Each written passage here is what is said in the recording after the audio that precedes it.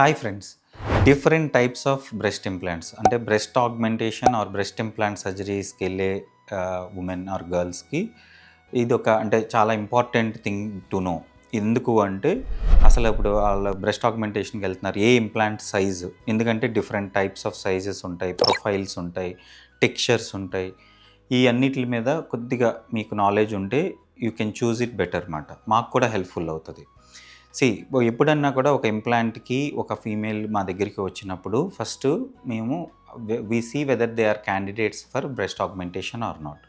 అంటే వాళ్ళ skin quality ఎలా ఉంది, వాళ్ళ సాగినెస్ ఆర్ టోసిస్ అంటాం, టోసిస్ ఉందా, వాట్ ఈజ్ దేర్ ఎక్స్పెక్టేషన్స్, వాళ్ళ ఎక్స్పెక్టేషన్స్ ఎలా ఉన్నాయి, వాళ్ళు ఎక్స్పెక్ట్ చేస్తున్నట్టు మనం ఆ ఇంప్లాంట్ సైజుని పెట్టగలుగుతామా, ఇవన్నీ కూడా చూసుకుంటాం. అండ్ ఒక్కొక్కసారి సైజర్ కిట్స్ కూడా మాకు హెల్ప్ అవుతాయి. బట్ డిఫరెంట్ టైప్స్లో వాళ్ళకి ఏం చూస్ చేసుకోవాలో ఒక్కొక్కసారి నాలెడ్జ్ కూడా లేకుండా ఉంటుంది, అంటే చాలామందికి తెలియదు. So I want to make it clear. ఇప్పుడు మీరు చూస్తున్నాయి చాలా రకాల ఇంప్లాంట్స్ ఇక్కడ మన దగ్గర అవైలబుల్గా ఉన్నాయి. ఓకే, ఇవి ఇప్పుడు వీటిల్లో మనం ఈ రెండు ఇంప్లాంట్స్ చూడండి క్లియర్గా.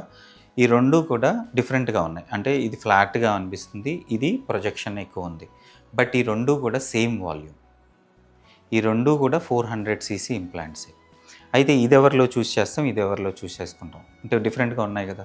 సో ఎవరిలో చూస్ చేస్తాం. ఇప్పుడు ఇది ప్రొఫైల్ అంటే ప్రొజెక్షన్ ఎక్కువ కావాలి అనుకునే వాళ్ళకి, అంటే సైడ్ వ్యూ నుంచి ఒక వ్యూ, ఇది ప్రొజెక్షన్ అంట ప్రొఫైల్, ఇది ఎక్కువ కావాలనుకున్న వాళ్ళకి ఇది చూస్ చేయడం జరుగుతుంది.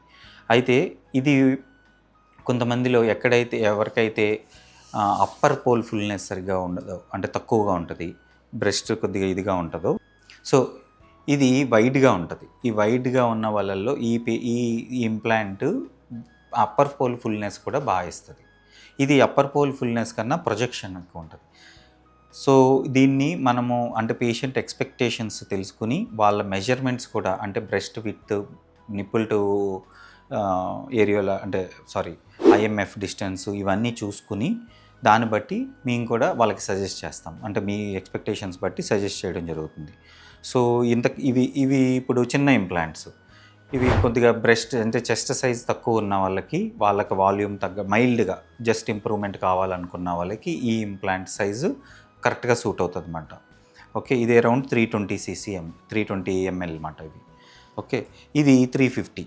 సో డిఫరెంట్ సైజెస్ ఉంటాయి. దీంట్లో కూడా ఇప్పుడు మీరు చూస్తే ఇది వెరీ ట్రాన్స్పరెంట్గా ఉంది, అంటే ఇది స్మూత్ ఇంప్లాంట్.